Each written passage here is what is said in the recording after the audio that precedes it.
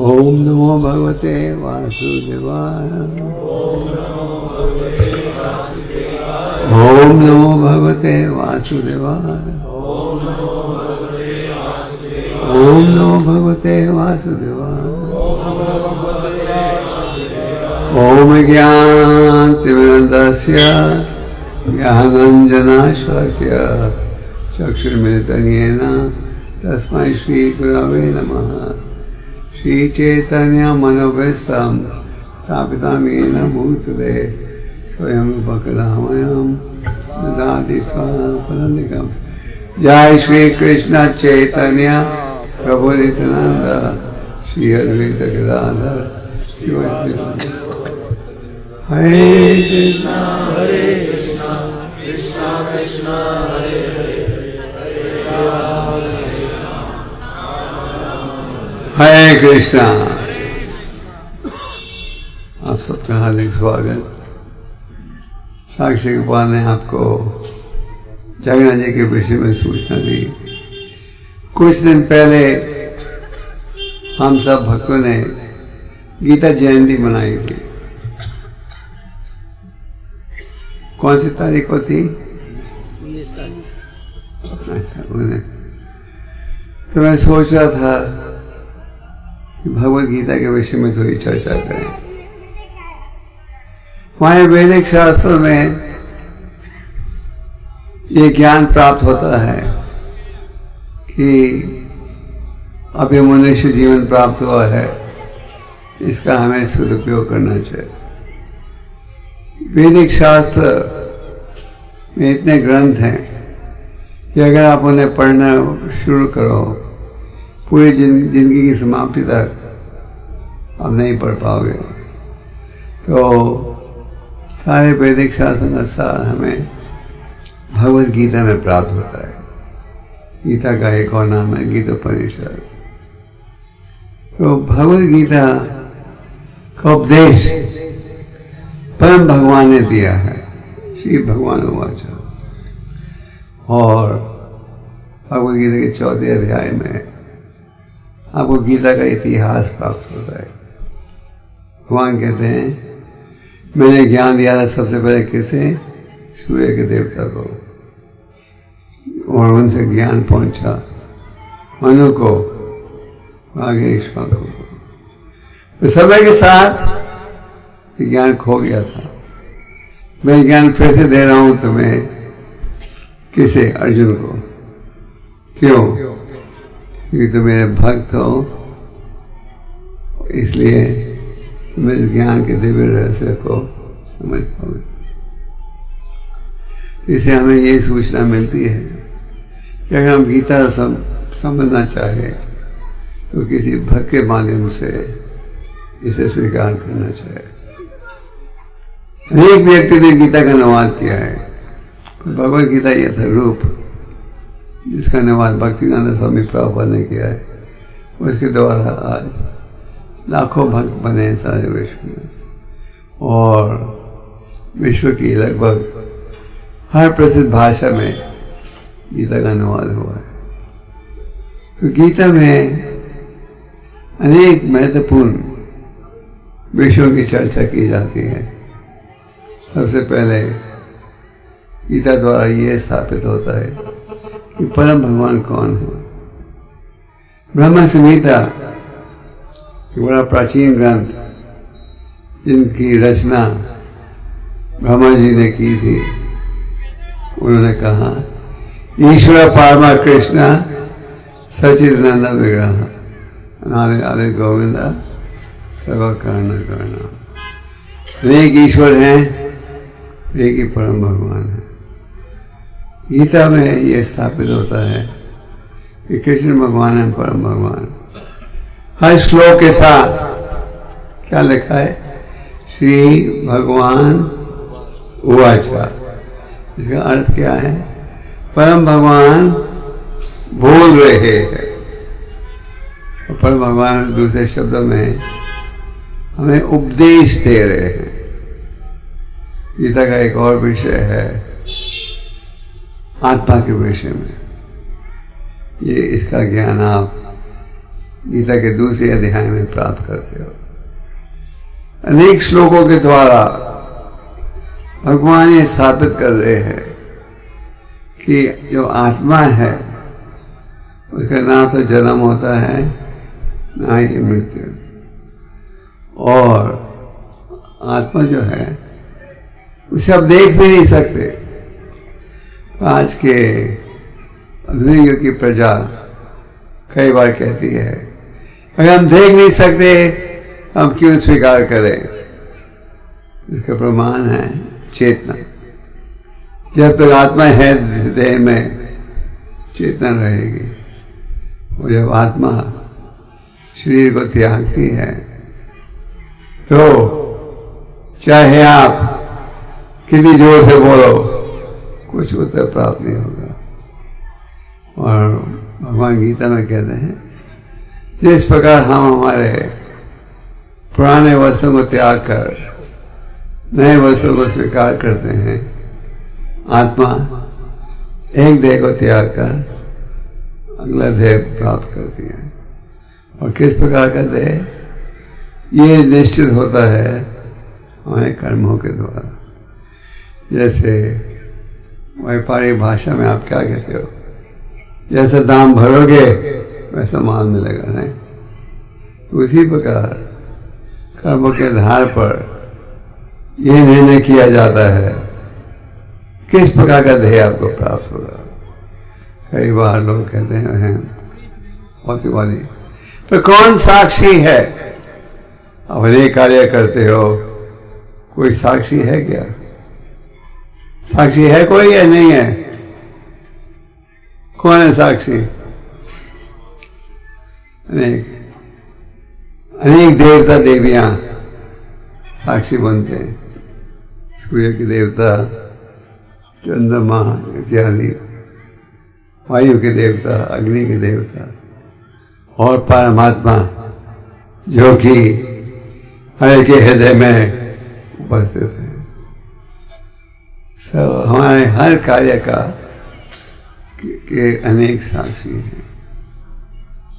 और याना जी के कंप्यूटर में सबका हिसाब किताब रहता है। तो कर्मों के आधार पर अगला देह प्राप्त होता है। और आत्मा का माप क्या है? बाल के कोने का 10,000वां हिस्सा। तो ये समझना आवश्यक है। आज के वातावरण में हम यही सोचते हैं कि देह को खूबसूरत बनाना है।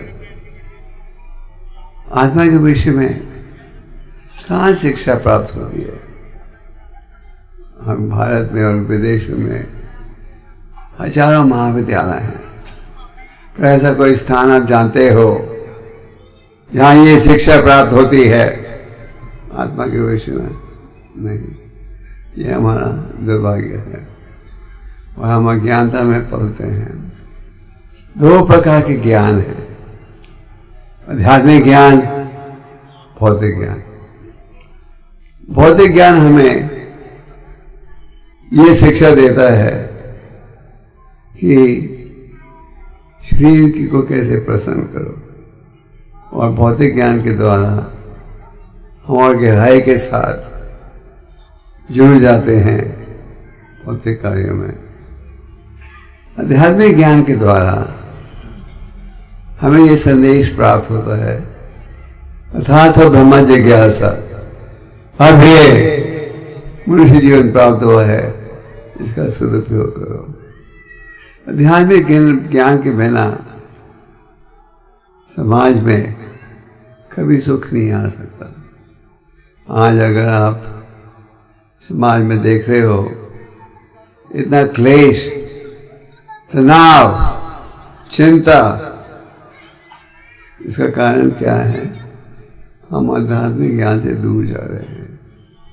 प्रहलाद महाराज जिनका उपदेश आप भागवतम के 7वें स्कंद में प्राप्त करते हो, प्रहलाद महाराज ने कहा 5 साल की आयु से, छोटी आयु से हमें आध्यात्मिक ज्ञान को अनुकूल करना आरंभ कर देना चाहिए। हम भौतिक शिक्षा देते हैं 2.5 साल की उम्र से, पर यह आध्यात्मिक ज्ञान बहुत कम स्थानों में प्राप्त हो रहा है। ये है हमारा दुर्भाग्य। तो आत्मा के विषय में प्रमाण है चेतना, और जब तक आत्मा है देह में चेतना रहती है। जब आत्मा देह को त्यागती है, हम क्या कहते हैं, वो चले गया। शरीर तो वहीं है, तब क्यों कह रहे वो चले गया?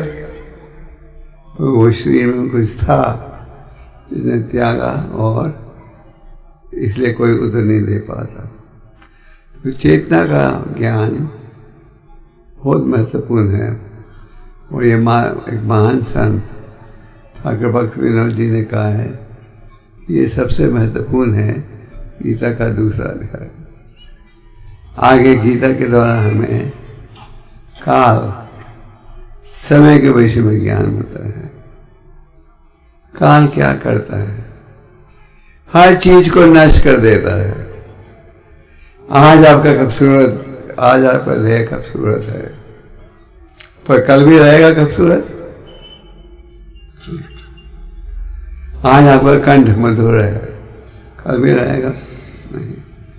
तो समय जो है हर चीज को नष्ट कर देता है। हमारी तो इच्छा रहती है कि जवान शरीर कभी नहीं त्यागे। तो समय क्या करता है? चाहे कुछ भी हो आपकी इच्छा, आपको बूढ़ा होना ही पड़ेगा, शरीर को बदसूरत बनना ही पड़ेगा, शरीर को कमजोर बनना ही पड़ेगा। इसलिए गीता में उपदेश प्राप्त होता है कि समय का हमें सदुपयोग करना चाहिए।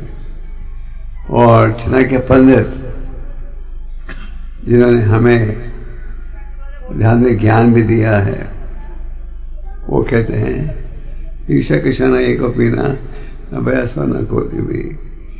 एक पल का भी दुरुपयोग करोगे सारे विश्व के धन से उसे वापस नहीं ला सकोगे। हम देखते हैं कि 10 रुपये बचाने के लिए और लंबी यात्रा कर लोगे। अगर आपको कोई कहे कि आप जीवन का दुरुपयोग कर रहे हो, उसकी हमें चिंता नहीं रहती। तो समय जो है हर चीज को नष्ट कर देता है। आगे प्रकृति, प्रकृति किसके निर्देशन में चलती है? भगवान कहते हैं माया दक्षिण प्रकृति स्वीते साचराचरम। ये जो प्रकृति है मेरे आदेश के अनुसार चलती है। अगर यज्ञ करोगे तो प्रकृति साथ देगी। अगर आप शास्त्र के विपरीत कार्य करोगे तो प्रकृति साथ नहीं देती। और फिर कर्मा विकर्मा अकर्मा, शास्त्र के आधार पर कार्य करो तो वो अकर्मा कहलाता है। शास्त्र के विपरीत कार्य करो वो भी कर्मा कहलाता है। भगवद गीता में भगवान कहते हैं जिस प्रकार कमल का फूल जल में होते हुए जल को छूता नहीं, उसी प्रकार हमें भौतिक दोषों से बचना है। गीता का अध्ययन बहुत ही महत्वपूर्ण है। हमारे गुरु जी की इच्छा थी कि छोटी आयु से स्कूलों में गीता की शिक्षा दी जाए, तो लोग आध्यात्मिक ज्ञान के सहयोग से जीवन को सुखी बना सकेंगे।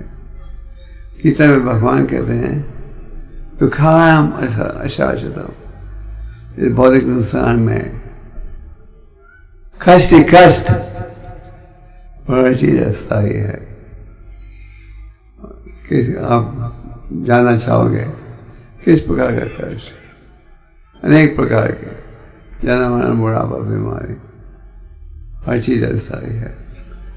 ये भौतिक संसार एक प्रकार का जेल खाना है। तो शास्त्रों की शिक्षा का हम लाभ क्यों उठाएं? गीता की शिक्षा के आधार पर अगर हम जीवन बिताएं तो आप असली सुख प्राप्त कर सकते हो। ब्रह्मभूत प्रसन्नात्मन सोचती।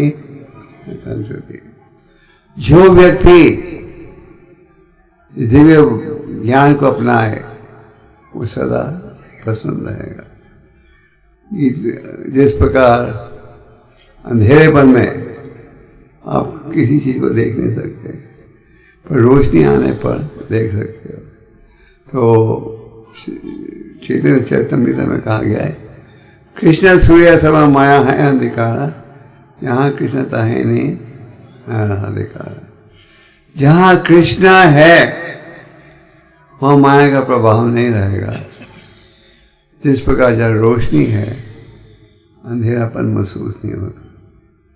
तो दूसरे शब्दों में आध्यात्मिक ज्ञान के बिना ये समाज अधूरा माना जाता है।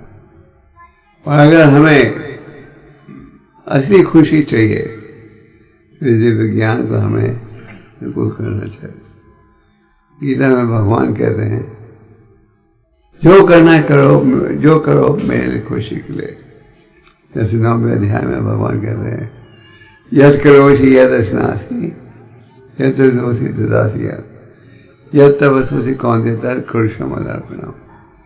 जो भी तुम करो, दान दो, भोजन खाओ, ये मुझे अर्पण करो। भगवान ने गीता में ये भी कहा 8वें अध्याय में, तस्मात् सर्वेषु कालेषु मां मनुस्मरन्। मेरा चिंतन करते हो हे अर्जुन, तुम इस युद्ध में लड़ो। तो गीता के संदेश से आप अपने जीवन को सुखी बना सकते। भगवद गीता में हर प्रश्न का उत्तर है, हर समस्या का हल है। अफसोस की बात है कि जितने ध्यान से हमें गीता को पढ़ना चाहिए हम नहीं पढ़ पाते। गीता का निर्णय क्या है? निर्णय ये है कि भक्ति योग के माध्यम से ही अपन भगवान को समझ सकते हो। तो हम सबको ये प्रयास करना चाहिए, हम गीता को पढ़ें, 1 श्लोक 2 श्लोक रोज। चैतन्य चरितमृत एक प्राचीन ग्रंथ है जिसमें चैतन्य महाप्रभु जी की शिक्षा और लीलाओं का वर्णन है। तो उस ग्रंथ में ये कथा है कि चैतन्य महाप्रभु जब दक्षिण भारत में थे तो श्रीरंग में मंदिर में पहुंचे, जहाँ की उन्होंने देखा एक ब्राह्मण गीता को पढ़ रहा है, श्लोकों का उच्चारण कर रहा है और कई लोग हंस रहे हैं, कई लोग वहाँ खड़े थे। हाँ, प्रभु रोज वहाँ से गुजरते थे और उन्होंने देखा कि ब्राह्मण श्लोकों का उच्चारण कर रहा है और उसके नेत्रों से आंसू बह रहे थे। वहां प्रभु ने उनसे पूछा, उस ब्राह्मण से, हे ब्राह्मण, तुम क्या कर रहे हो? ये शुद्ध भक्ति के लक्षण कैसे प्रकट हो रहे? उस ब्राह्मण ने कहा, मैं हूं अनपढ़ और मुझे श्लोकों का उच्चारण नहीं आता, पर मेरे गुरु ने आदेश दिया था रोज 18 अध्याय पढ़ो, इसलिए मैं रोज इसी स्थान में बैठकर पूरी गीता का उच्चारण करता हूं। और क्योंकि मैं ठीक उच्चारण नहीं कर पाता, अनपढ़ था, लोग मेरे पर हंसते हैं। और जब मैं देखता हूं कि परम भगवान इतने दयालु हैं कि अपने भक्त के पार्थ साथी बनकर उनके आदेश के अनुसार रथ को चला रहे हैं, भगवान की निम्रता देखकर ये आंसू बहते हैं। तो महाप्रभु ने उसे गले लगाया और कहा, तुम गीता को समझ गए हो। 4 महीने तक एक अपने पास रखा और उसे और गहराई के साथ गीता का अर्थ समझाया। तो प्रभुपाद जी कहते हैं तात्पर्य में कि इस ब्राह्मण ने गुरु के आदेश का पालन किया। क्या था आदेश? हाँ,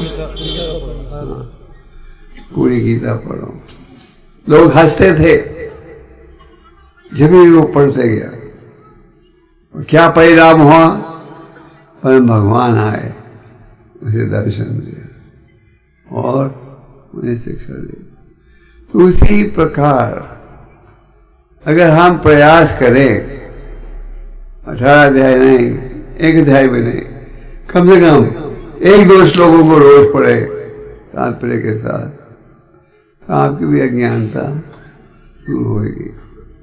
ओम ज्ञान तिमिरंधस्य, वहां जन्म होता है अज्ञानता में, अक्सर हम पलते हैं अज्ञानता में और जीवन को त्यागते हैं ज्ञानता में।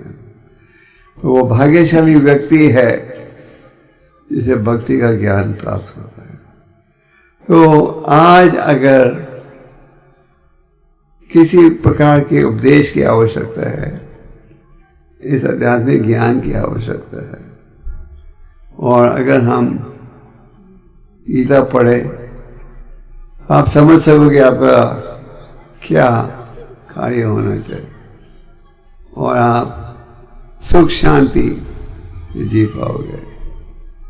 चैतन्य महाप्रभु ने 5 विषयों पर बल दिया और कहा कि साधु संग हम सबका प्रयास रहना चाहिए कि हमें भक्तों की संगत प्राप्त हो। और अगर आप का सौभाग्य हो कि असली भक्तों की संगत मिले, तो आपको असली संदेश मिलेगा। वो क्या है? हरि नाम का उच्चारण। कली काले नामा रूप कृष्ण अवतार। इस कलयुग में भगवान अवतारित होते हैं उनके नामों के माध्यम से। चेत धर्म मार्जनम भवम अग्नि निर्वापना। चैतन्य महाप्रभु ने अपने शिष्यों को आदेश दिया था भक्ति संबंधित ग्रंथों की रचना करने के लिए। वो स्वयं वो केवल 8 श्लोक छोड़ गए, जिन्हें हम किस नाम से जानते हैं? और इन 8 श्लोकों में पूरे वैदिक साहित्य का सार प्राप्त होता है। तो पहले श्लोक में कहा गया है, हरि नाम लेने का एक लाभ क्या है? हमारे हृदय में जो महल है, जिसके कारण परम भगवान की शरणागत नहीं होना चाहते, वो दूर हो जाती है। तो हमें गीता पढ़नी चाहिए, हो सके तो भागवतम, वे महामंत्र का उच्चारण करना चाहिए। रूप गोस्वामी एक महान संत थे जिन्होंने अनेक ग्रंथों की रचना की। एक बड़े प्रसिद्ध ग्रंथ उपदेशामृत में कहते हैं, भगवान के जो नाम हैं चीनी जैसे मीठे हैं, भगवान की जो लीलाएं हैं वो भी चीनी जैसे मीठे हैं, भगवान के जो गुण हैं वो भी मीठे हैं। पर हमारे जीव में अविद्या की बीमारी है। जैसा अगर जीव में छाले पड़ जाते हैं कई बार, तो कितना भी अच्छा हो भोजन दिया जाए, टेस्ट नहीं आएगा। तो समय कहते हैं ये अविद्या की बीमारी के कारण हम भगवान के नामों का मीठापन नहीं महसूस कर सकते। आप सबसे निवेदन कर सकते हैं, हरि नाम का उच्चारण करो, पर आप सब नहीं करोगे। क्यों? क्योंकि आपको लगता है हरि नाम से भी ज़्यादा मीठी और चीज़ें हैं। तो ये अविद्या का प्रभाव कैसे घटेगा? रूप गोस्वामी कहते हैं महामंत्र के उच्चारण से, ध्यान पूर्वक अगर महामंत्र का जाप करें या अविद्या का प्रभाव घटेगा। तो आप सबसे निवेदन है कि महामंत्र को अपनाइए। मंत्र का अर्थ है जिसके उच्चारण से मन को शांति प्राप्त हो, और हम सब शांति की खोज में हैं। सच बात है। अगर कोई व्यक्ति ये कहे मेरा मन बिल्कुल शांत है, स्थिर है, तो उसे हम कठिनाई से स्वीकार करेंगे। हम सबका मन अशांत है। अमेरिका में एक सर्वे हुआ था, लोगों से पूछा गया था What do you want in life that money can't buy? आपको जिंदगी में क्या चाहिए जो आप पैसे से नहीं खरीद सकते? नंबर 1 उत्तर था मन की शांति, पीस ऑफ माइंड। ये मन की शांति आप प्राप्त कर सकते हो अगर आप परम भगवान के शरणागत हो। शरणागत होने का अर्थ क्या है? उनके आदेश का पालन करना। उनका क्या आदेश है? हरि नाम हरि नाम हरि नाम एवं केवलम कलो नस्तेव नस्तेव एवं गति अनंता। आप सबसे यही निवेदन है, महामंत्र का जाप कीजिए, गीता को पढ़िए, 1-2 श्लोक कम से कम, भक्तों की संगत में रहिए। इस प्रकार भौतिक समाज में रहते हुए आप दोषों से बचोगे। गीता में भगवान उदाहरण देते हैं, जिस प्रकार कमल का फूल जल में होते जल को नहीं छूता, उसी प्रकार भौतिक संसार में रहते हुए हमें भौतिक समाज के दोषों से बचना है। सर्दी में आप कैसे बचाते हो आप अपने आप को? गर्म कपड़े पहनकर। उसी प्रकार अगर हम भक्ति की विधियों का पालन करें तो माया के प्रभाव से बच सकते हैं। और भगवान गीता के 18वें अध्याय में कहते हैं 3 चीजों को कभी नहीं त्यागो। क्या है वो? यज्ञ, दान, तपस्या। यज्ञ इस युग में है, महामंत्र का उच्चारण। अनेक प्रकार के दान व्यक्ति दे सकता है, तो सबसे ऊंचा दान है ज्ञान का दान। और इसलिए इस संस्था के भक्त सारे विश्व में प्रयास करते हैं अधिक से अधिक मात्रा में गीता बांटने के लिए। क्यों? लोग गीता पढ़ेंगे, जीवन को सुनाएंगे। आज ही मैं अपना नाम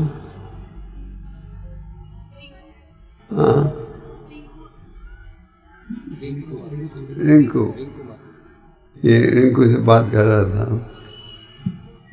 ये टीचर है स्कूल में, यहाँ का बनना। मैंने पूछा भक्त कैसे बने? बताइए, आप खुद बताइए कैसे बने भक्त।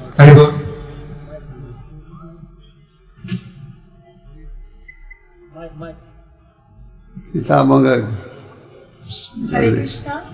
कृष्णा महाराज जी मेरा प्रणाम। मैं पहले एक प्राइवेट स्कूल में साइंस टीच करती थी, तो वहाँ पे हमें इंग्लिश स्पीकिंग के लिए, ताकि हम 6 आवर इंग्लिश पूरा बोल सकें, तो हमें लुधियाना से बनाला एक टीचर आते थे। वो वैसे कैप्टन रहे हैं, इंजीनियर थे वो 60 इयर्स ओल्ड होंगे। वो हमें 1 घंटा देते थे डेली, इंग्लिश स्पीकिंग सिखाते थे। धीरे धीरे उन्होंने बोला प्रिंसिपल सर को पहले पर्सनल टीचर से हमें बात करनी है। उन्होंने मेरे को डेली 1 घंटा दिया। वो इंग्लिश में कहते मेरे से बातें करो आप, तो वो इंग्लिश में बोले कि which is your favourite place. मैं उनसे बहुत बोर होती थी क्योंकि वो बहुत ऐसी वैसी बातें करते थे।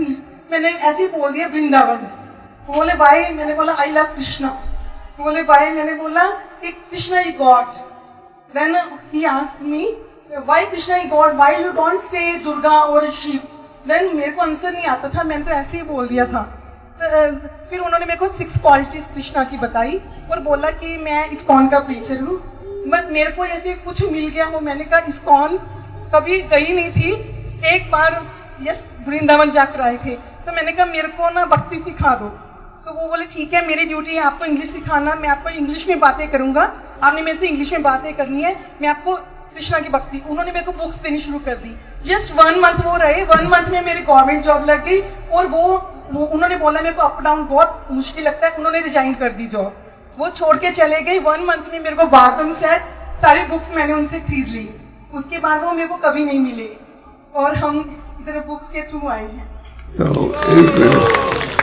इनको किसी ने ग्रंथ दिए, ग्रंथों को पढ़ना आरम्भ किया, भागवतम से दिया, वो पढ़ा और इसी प्रकार लाखों भक्त सारे विश्व में जुड़े हैं इन ग्रंथों के माध्यम से। इसलिए हम कहते हैं गीता पढ़ो, गीता सुनो, गीता बांटो। तो गीता को पढ़ेंगे और जीवन को सुधारेंगे। और तपस्या, तपस्या का अर्थ है उन कार्यों को त्यागना जो कि शास्त्र के विपरीत है। तो आप सबसे ये निवेदन है, आप इस शिक्षा को अपनाइए, आप हरि नाम का उच्चारण कीजिए, भक्तों के संग में रहिए और इस प्रकार मन शांत होगा, असली आनंद अनुभव करोगे और जीवन के लक्ष्य को प्राप्त कर सकोगे। यह है शास्त्र का निर्णय, यह है भगवद गीता का निर्णय। और गीता पढ़ोगे रोज, कम से कम 1 श्लोक तात्पर्य के साथ, आपका ज्ञान बढ़ेगा, अज्ञानता दूर होगी और आप संतुष्ट जीवन बिता सकोगे। तैयार हो? हरे कृष्ण। बोलिए हरे कृष्णा हरे कृष्णा कृष्णा कृष्णा कृष्णा कृष्णा कृष्णा हरे हरे हरे हरे हरे राम हरे राम हरे राम हरे राम राम राम राम राम हरे हरे हरे हरे। His Holiness गोपाल कृष्ण गोस्वामी महाराज की। इस सभा में कितने भक्त हैं जो रोज महामंत्र का जाप करते हैं?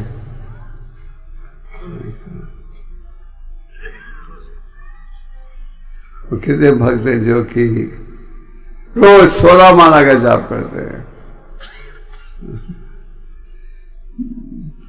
काफी भक्त होशियारपुर भी आए। और कितने भक्त जो गीता को रोज पढ़ते हैं?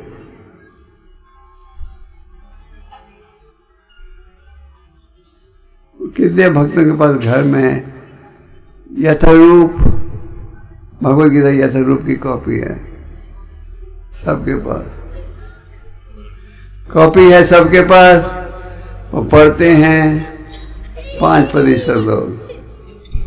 तो ये निवेदन है, रोज पढ़िए। इतना तो आप जानते हो, पढ़ने के द्वारा लाभ ही है। हाँ, तो पढ़ोगे रोज। कौन कौन इस सभा में उपस्थित हैं जो कल से रोज कम से कम 1 श्लोक तात्पर्य के साथ पढ़ोगे? और आप अनुभव करोगे कि आपका मन इतना शांत रहेगा, आप विचलित नहीं होगे और असली आनंद अनुभव कर सकोगे, नकली आनंद नहीं। आजकल तो हम लोग टीवी देखते हैं, मोबाइल गेम्स खेलते हैं, सोचते हैं कि इनसे आनंद मिलेगा। जितना समय हम मोबाइल गेम्स में लगाते हैं उतना समय अगर आप गीता में दो, आप देखोगे असली आनंद प्राप्त होगा। तो गीता पढ़िए और है ना।